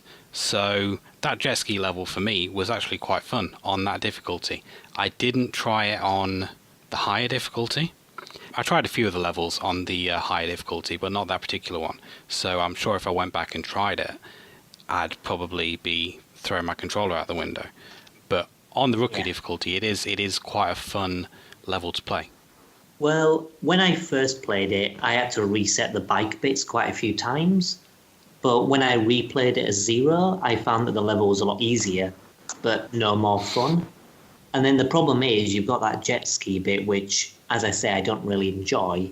And then you've got a boss which is kind of annoying because it's quite difficult to avoid all those little, sperm that he fires out. Yeah, I think they're supposed to be little stingrays, but, we'll call them that. Yeah, and that's why the strategy for both characters is to freeze him before he can do that, before he can do anything, really. Yeah, definitely. But if you don't have the weapon, then you're going to be in for a terrible time. Yeah. My biggest qualm with that level was that it's supposed to feel kind of like a high speed, because, like Mega Man 8 has not a speeder bike, but it's the sled level, or the sledding section. And it's supposed to be kind of in that vein, but it feels completely different and worse. Yeah. To give it some credit, I like the idea how the boss chases you in the second half, because it integrates the boss in the actual level. That was a nice really touch. Appreciate. Yeah. But that's the only thing that I can really say was good about it. And I found in general, like, the levels were kind of hit and miss. Like, there's some levels that were good, but then you've got levels like Jet Stingray and, like Cyber Peacock as well, which I didn't enjoy on the second time round, and like Storm Owl as well, I find a bit annoying. There's a few stages that aren't so great. Yeah, the race thing on Cyber Peacock is kind of annoying, especially if you're trying to collect the items. Yeah, I enjoyed it the first time grabbing round. the items. Yeah, you got to get like an A rank, I think, or an S rank or something, and you get special items. S rank. You have to get an S rank to get the item, A rank to proceed, and a B rank sends you back to the beginning. Yeah. I liked the idea when I first played it, but when I replayed the game, it was just like, okay. Because the actual platforming bits you've got to speed through aren't very interesting, and it's filled with like quite annoying obstacles. Yeah. And I found like the owl stage, the Storm Owl stage, I found the concepts quite neat, how you fly, there's all these like flying airships that you're jumping across. But I found it more annoying rather than anything. Like, I didn't actually enjoy it because I just kept getting hit. I felt the game suffered from a lot of half-baked level design, where, again, like you said, they had some ideas, but then they just executed it extremely lazily. It's kind of a mix, because there's some levels like, the spider level in the jungle, I think is really good. But then you've got things like the mushroom level, where they try to be experimental, and for the most part, I really enjoy that level. But like the spiral staircase thing that goes round, I find as hell. Yeah, I find very difficult to navigate. I appreciate what they were doing and that they tried to do something a little bit different, but I don't think they really succeeded in the execution particularly well. What I ended up doing on that level is just I killed the flying enemies and I just like ran through the rest. Even if the spike balls hit me, I just kept running and running and running. And it took like a fair bit of health off me, but probably less than it would have taken if I'd have stopped to kill every single enemy. Yeah, that's all I do. I just run through it and just try and destroy what I can and just get to the end of it. Which isn't really the point, I imagine. The one thing about X4 that pissed me off to no end was the timing. Doing a dash jump off a wall, the timing has changed ever so slightly on when you need to press the dash button and jump. You have to be holding to the wall ever so slightly for a little bit longer, press dash, and then jump, versus it being an almost instantaneous button press in the Zero series and Mega Man X1, 2, and 3. I think that might be a version thing. 20, and it might have been by like 20 years of muscle memory for that specific action is difficult to I'm change. noticing that happening, and I'm and I'm trying to dash over I climb up the wall, dash over a boss, and instead I just fall off because I pulled away from the wall too fast, according to the game. Yeah, like I found that with Frost Walrus on my replay, because when I first played it, I played on the Saturn and didn't have like any problems. So I think that the wall jump is basically the same, but I think there's a certain amount of, maybe it's input delay or something, which makes the timing a bit off. But I assume it's the PlayStation version that the Switch uses for the emulation. But I found the Frost Walrus boss to be extremely hard because I couldn't wall jump over him. Instead, I think I did a dash jump in the end instead, just because it was a little bit easier. Mm-hmm. And it was so annoying because I'd try and wall jump and just fall off and fall into him. And I was getting so annoyed and just swearing at the screen. But when I played the game on Saturn, it didn't have whatever the problem is, and it was a whole lot easier. So yeah, I get what you mean, and I think that whether it's a version thing or an X4 thing, it's definitely annoying. Yeah, and, for me, going through the first time, I didn't notice any of that because I hadn't played the others at that point. Yeah, that's fair enough.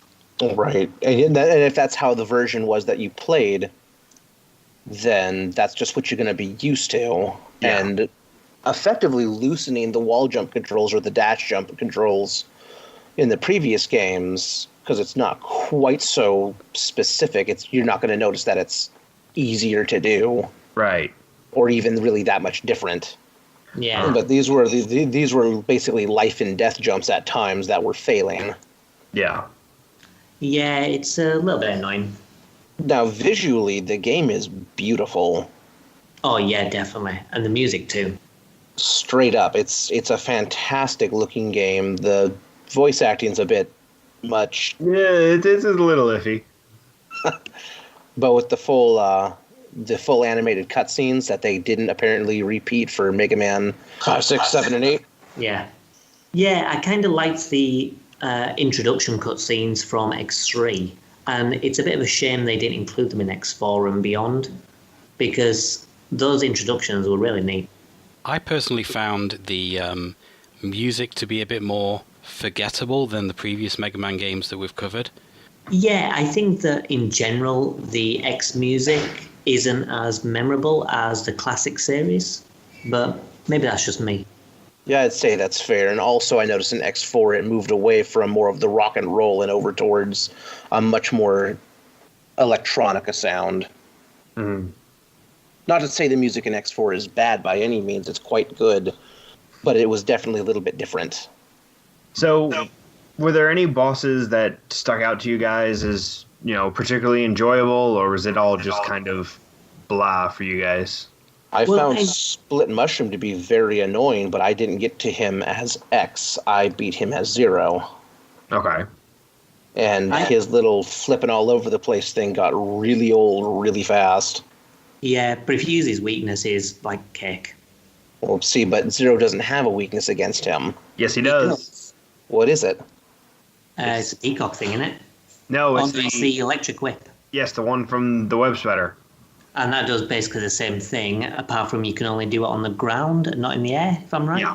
I filmed both characters doing that for the challenge, and I'll upload those to my channel, and you can watch those. He was just a pain in the ass for me. I didn't realize that he actually had a proper weakness. Yeah, he does. But the thing is, with 0, the bosses have different weaknesses, so you just kind of have to play around and see if they have another. I think I've found all of the bosses to be frustrating for me. I mean, as you know, I don't really like the series at all. This didn't endear me to it in any way. Even on the difficulty that I played it on, I found the bosses frustrating and difficult, and they needed multiple tries to do. It was a little bit easier with 0, I found, because I think Ryan put it best a little while ago when he says it turns the game from a jump and run into a hack and slash, which is more my kind of speed. But in general, I didn't really enjoy any of the bosses. I just found them frustrating. Mm-hmm. I quite like the Magma Dragoon boss, though, because he does like all the Street Fighter moves. I was gonna say I like Mega Dragoon the best, but also I was able to get to him with one of the right armors and just I was punch just the gonna shit mention out of that. him. I love that you Yeah. can do that. Because I didn't know the first time around, and then when I played through as Zero, I noticed a breakable wall, which I could destroy, Yeah. and then I was fighting the boss in a mech armor, and I thought, this is pretty neat. The Xbox version drops a achievement when you beat him with the mech, and it's he brought fists to a mech fight. Yeah, I got Oh, that on the nice. Switch version as well. But yeah, Magma Dragoon is one of my favorites. I'm particularly fond of him and the Colonel because even knowing what to do, there's still a tricky fight, and it's still challenging, and it's kind of fun because of the challenge. I mean, obviously with Magma Dragoon is a cakewalk, but with Zero, they feel like a real fight, and it's very fun for me. Yeah. When the game was released, people talked about how if you're a big Mega Man fan, you'll love this game. If not, you won't. So I find that pretty much holds true. And even now, 21 years later, opinions on Mega Man X4 are extremely polarized. You hate it or you love it. Things I loved it when I first played it, and then when I played it through again as Zero, I enjoyed it a lot less. So I think I'm going to have to do another playthrough as X to see whether it's the game itself that I enjoyed less, or whether it's just playing as Zero that I enjoyed less. Right. Well, if anyone wants to get their hands on this, the PlayStation version I'm seeing used from $3.19 on Amazon. New copies you can get for around $60, which, I mean, for a game this old is not that bad. Yeah. For the Saturn version, I believe it was only released in America if you want Mega Man X4. But for the Japanese version, Rockman X4 is actually pretty cheap. I don't know how much it is individually, but I picked up all three of the Mega Man games for the Saturn for €100. So I would probably say like maybe about 30 quid possibly, maybe 40 quid. Yeah, I'm seeing the minimum on Mega Man X4 for the Saturn is $81.98 on Amazon. That's for the English version, no? Yeah. Yeah, the English version is very expensive. The Japanese version is pretty much in English for all you need, so just get a Japanese version. It's the same. Right.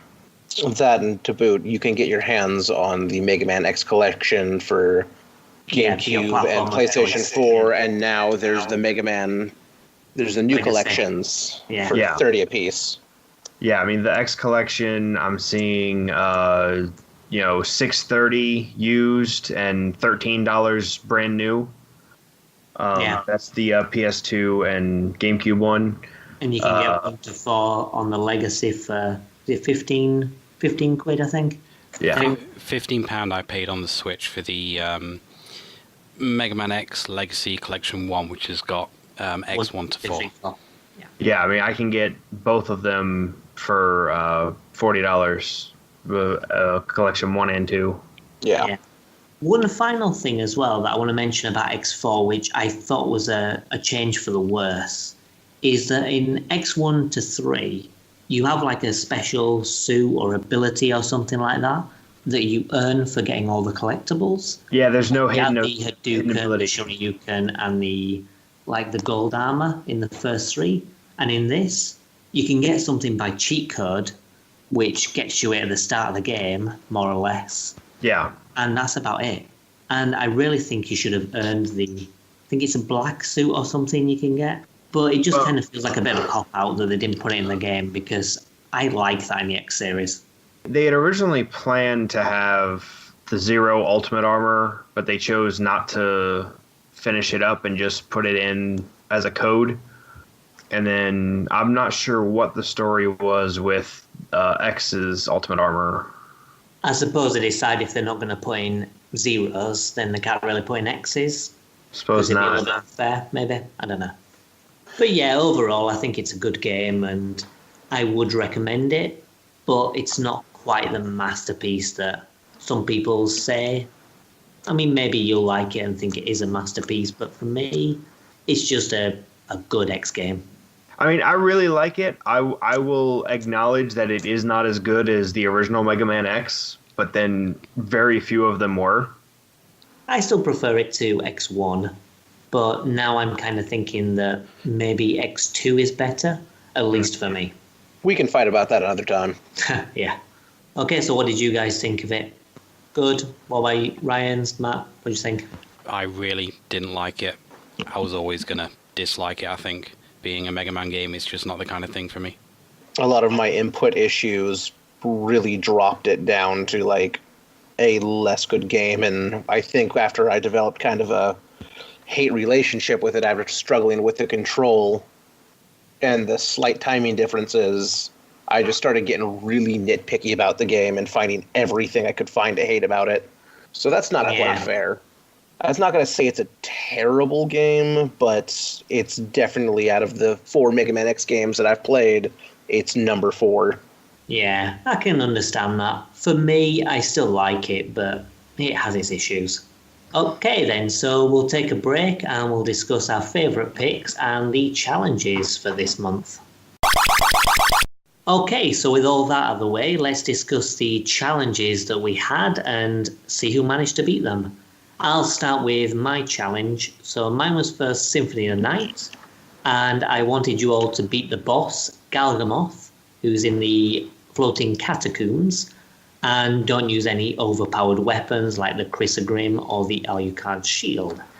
I allowed for accessories and things so you could work out your own strategy, but did anyone manage to beat it?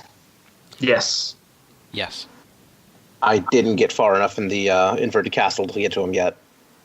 Okay, so for those who beat it, how did you beat it? Did you use anything special? I used the barrel circlet, which you probably should have banned on your challenge because it makes lightning attacks heal you. So it was like an absolute cakewalk using that item.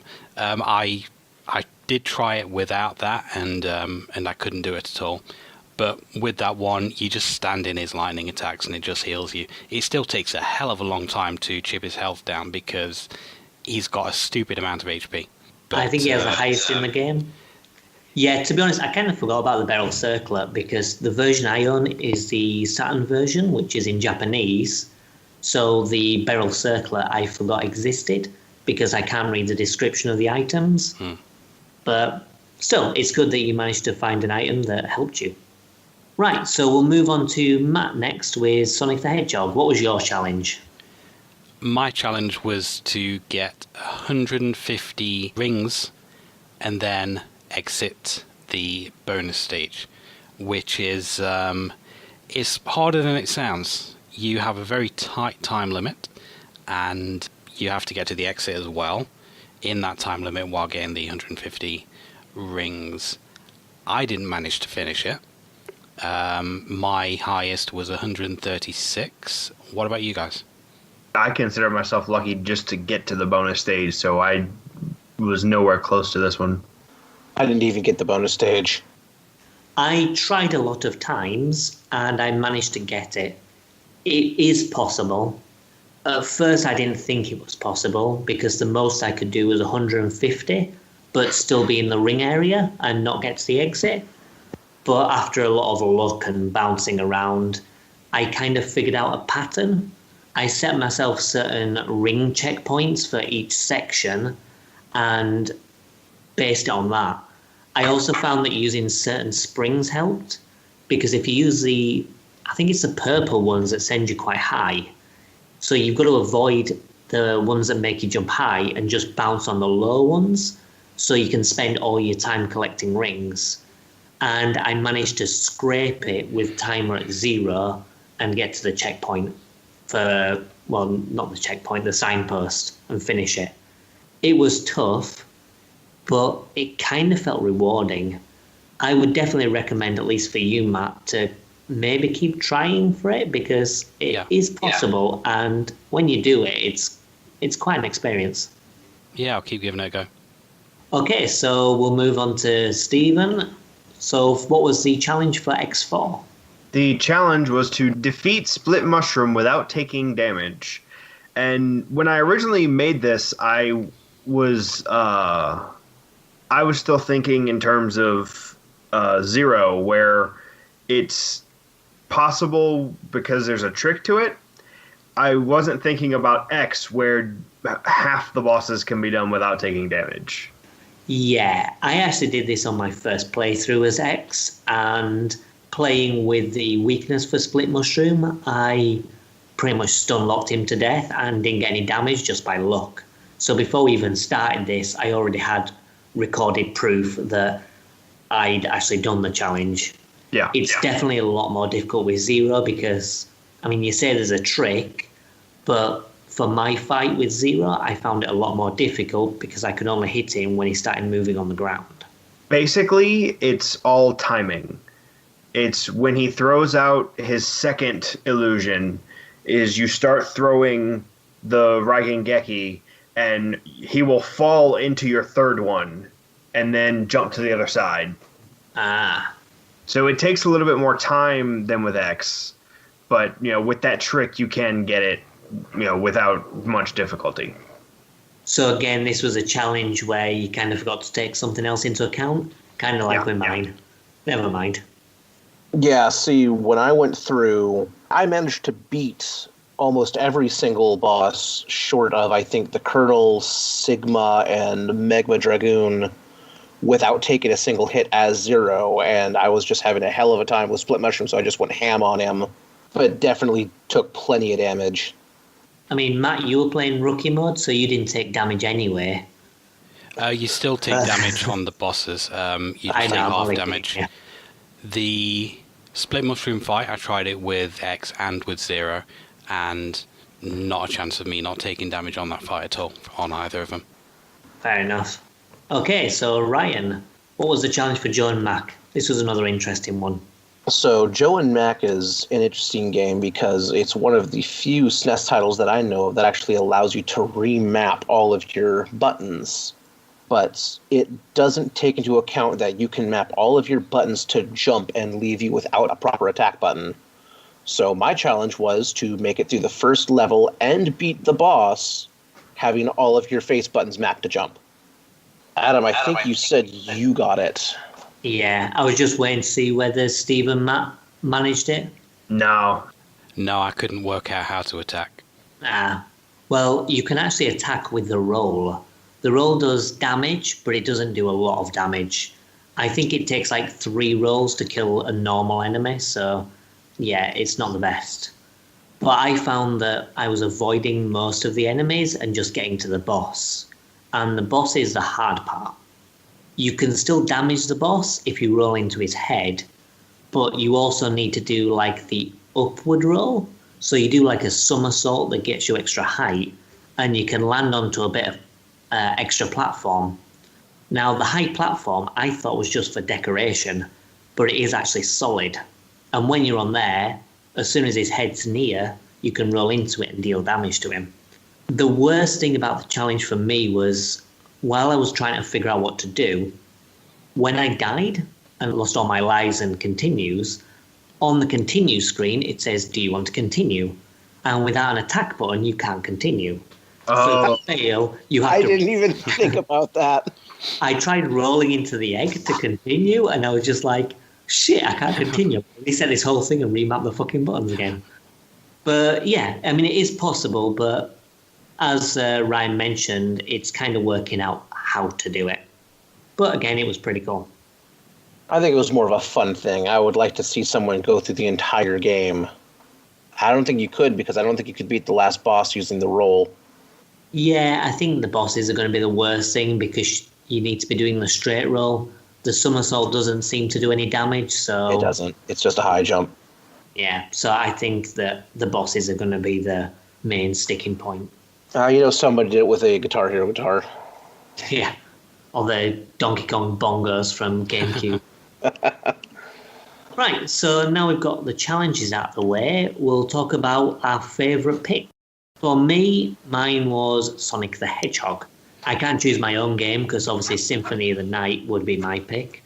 But Sonic the Hedgehog, I had a lot of love for as a kid, and replaying it now, I enjoyed it just as much. I find the jungle boss just as frustrating, but I still love that game, and it's one of my favourite Sonic the Hedgehog games, in fact. What about you guys? Symphony of the Night. Symphony Hands of the down. Night.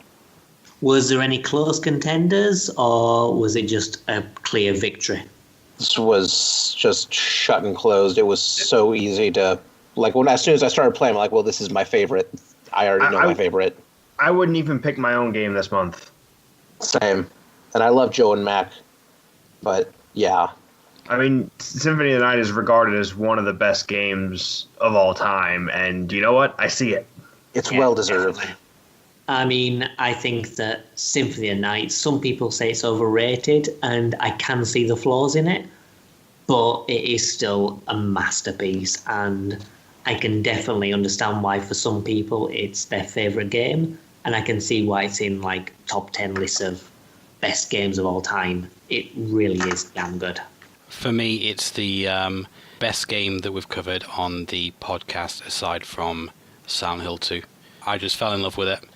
Immediately made its way into my top 5 games of all time, and I just had a really, really good time with the game. Yeah. I mean, for me, I don't think it could ever get better than Super Monkey Ball Adventure, but Symphony of the Night's still pretty damn close. That was sarcasm, right? Yeah, of course it was. Okay. Super Monkey Ball Adventure is pretty trash. I do realise that. I've still got that mint copy if anyone wants it. No. I'm good. I already have my own.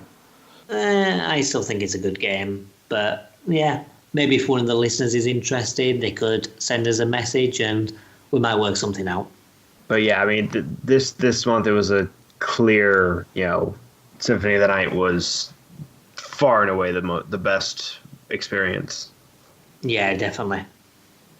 Okay, so with our favourite picks out of the way, we're going to go on to a final quiz, and we also need to announce the winner of our competition for Banjo-Kazooie.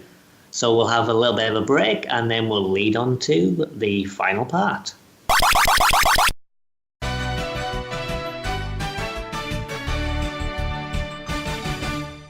Okay, well, that was an interesting series of games we've looked at. Let's pass over now to Ryan, because we have the winner of our competition for Banjo-Kazooie.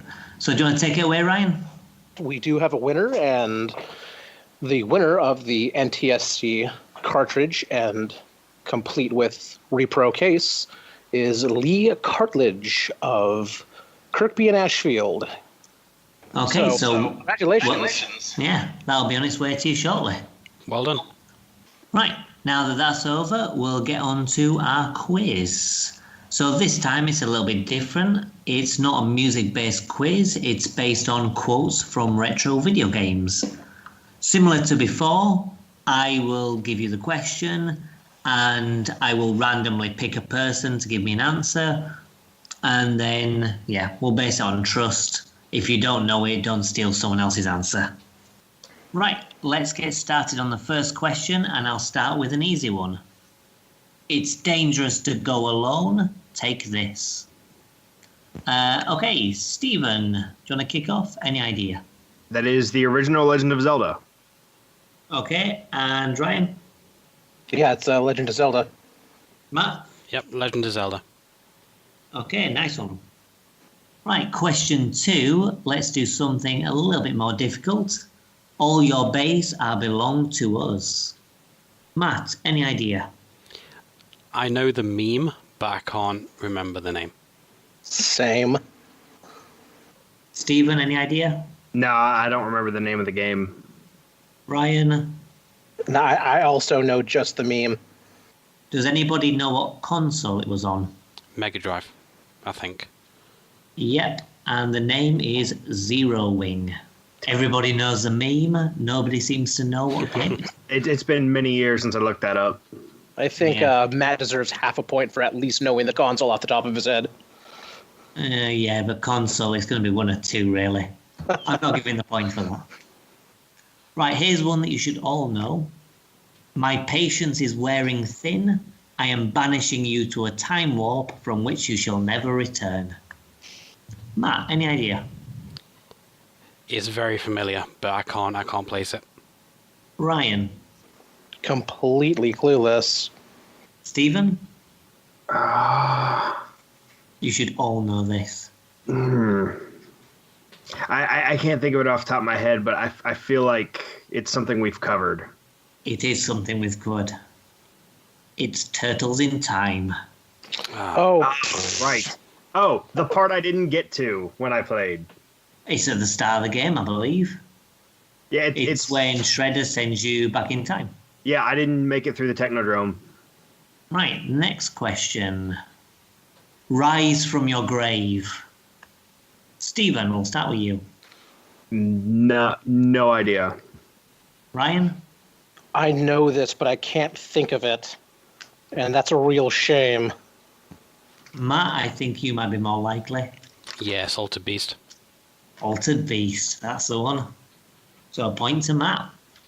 Let's move on to something a little bit different. Take me with you. I'm the one man who knows everything. And I'll give you a clue. This was on the PC. Okay, we'll start with Ryan. I wasn't big into PC gaming, so Quite a famous game though, and I think it came out on the Dreamcast and maybe the PS2 as well. I'm not sure. 2 consoles I never owned until recently. Fair enough. Matt, any idea? No, I don't recognise that one. Stephen? No. It's Half-Life. Oh, It's damn what it. the scientist says before the military guy shoots him. Yeah, I've never played Half-Life. The amount of hours I put into that as well. I need to add that to one of my picks or something in the future. It's a damn good game. Here's something you should all get, I hope. You were almost a Jill sandwich. Matt, any idea? That is Resident Evil. Stephen? Resident Evil 2. Ryan? Do not know. Okay, it's only a point for Matt. It's the original Resident Evil. Oh, dang it. Never mind, don't worry. So Matt's in the lead here. I didn't get to play violent video games when I was a kid. Okay, we'll choose something a little less violent now. Hopefully you'll have a chance. Hey, Bass, why must I fight you? We are not enemies. Matt? I know that there's a Mega Man game with an enemy called Bass, but I don't know what the name of that game is. Any guesses? Mega Man versus Bass. Okay. Stephen? I'm going to guess Mega Man and Bass. Ryan? It's one of the later ones because base doesn't show up. It's either Mega Man 7 or 8 because that's when they started doing cutscenes in the Mega Man games. I'm going to say Mega Man 8. And you'd be correct, it's Mega Man Oh, 8. thank God. It was one or the other. Yeah. Well done, though. Yay. Okay, let's do one a little bit more difficult, shall we? Every single day, stress comes in every way. I ain't got no time for nobody. My style is rich, dope, fat in which. We'll make a cake today that looks rich. I'll give you a moment to think about that one. Wow. Matt, any clues? I haven't the faintest idea. Okay. Ryan? I am also completely lost. Stephen? Not a single clue to be found. Okay, this is Parappa the Rapper. Oh, God damn it. You I've played that never one, I played take that. it? I have played that. It's actually a pretty good game. Yeah. Okay, let's go back to something a little easier. The last Metroid is in captivity. The galaxy is at peace. We'll start with Stephen, I think. Is that the original Metroid? Maybe? Okay, Matt? I would have said the original Metro because I'm pretty sure I've seen that cutscene on YouTube. I've never actually finished it, but I'm pretty sure I've seen the ending. Ryan? That is the beginning of Super Metroid. Of Super Metroid. Another point for Ryan. Well done. Can't wait till you all play that. It's such a good game. I'm is. looking forward to it. Here's another one that you should all know, because we've covered this game. You won't catch me, I've made sure. All the credits you'll now endure. Matt, any clue? That doesn't sound familiar. You say it's one that we've covered? One we've covered, and that's the clue. No, it doesn't ring any bells. Ryan? Is that Banjo-Kazooie? Stephen? That is Banjo-Kazooie. Ah, It is damn it. Banjo-Kazooie. Point for Stephen and Ryan, well done. Let's do something a little bit more difficult. This one's quite a long one. Don't play dumb with me, Crow. I know everything. I know you use the crystals to travel back to 1994 to tell your younger self to carry on your twisted genetic experiments. Ryan. Not a clue. Matt.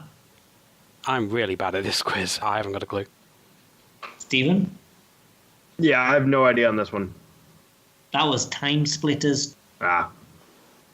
Let's go back to something a little easier. What a horrible night to have a curse. Matt, any clues? That's Castlevania 2 Simon's Quest. Ryan? That is Castlevania 2, Simon's Quest, the worst one. And Stephen? Same as they, Castlevania 2, Simon's Quest. Yep, well done. Okay, this one is a little bit trickier, but maybe one of you will know it. Killing a person ain't no big deal. Just put a gun to their head. Pow. Matt. Silent Hill 2. Ryan. Not sure, it's very familiar. Stephen. I'm completely clueless on that. Okay. The correct answer is Silent Hill 2. Well done. I would have been very disappointed if I'd have got that wrong, considering it's my favourite game. Right. Let's move on to something. Let's do the tricky one first. Now then. What have we got here? Lovely, lovely little badges for you. Oh. Do that noise again. Stephen. I'm not doing the I voice again. have absolutely no idea. Ryan? No idea, but I enjoyed that. Matt? Yeah, same. That was a good time, but no, I haven't got a clue. Jet Force Gemini. You haven't played Jet Force Gemini. Neither have I. It's quite an unfortunate reference as well, because I don't know if any of you recognise the quote from something outside video games. Sounded a bit familiar. Maybe I have heard it before. Yeah, I mean, Matt, you've probably heard of this fella, Jimmy Savile. Oh, yes. Yeah, that was from his TV show. And Oh, dear. yeah, it was quite an unfortunate reference in this game because now it's not the best thing to reference, I think. Okay, final one. We have a draw at the moment between Matt and Ryan, so let's hope that one of you gets it wrong and one of you gets it right. I don't have time to play with myself. Matt. No. Ryan. Is that Duke Nukem 3D? Stephen. I've not a clue. The correct answer is Duke Nukem 3D. Yes! As soon as Ryan said that, I was like, yeah, of course it is. Yeah. So Ryan, you had 6 points in the end. Matt was close on his tail with 5 points. And Stephen, not too far behind with 3. So Ryan, you're the champion and you get to choose the console pick for next time. Congratulations. Yay! And that's it from all of us for this time. So we'll see you with whatever Ryan decides to pick. Bye-bye, everybody. Bye. Goodbye. Peace.